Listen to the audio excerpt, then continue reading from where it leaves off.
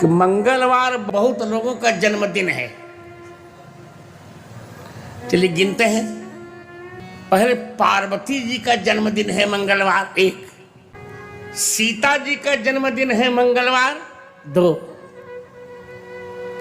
भगवान राम का जन्मदिन है मंगलवार 3, हनुमान जी का जन्मदिन है मंगलवार 4 और रामचरितमानस का जन्मदिन है मंगलवार 5 और सीताराम जी के विवाह का भी दिन है मंगलवार 6। बहुत महत्वपूर्ण दिन है ये, बहुत महत्वपूर्ण दिन है कि मंगलवार बहुत लोगों का जन्मदिन है। चलिए गिनते हैं। पहले पार्वती जी का जन्मदिन है मंगलवार 1, सीता जी का जन्म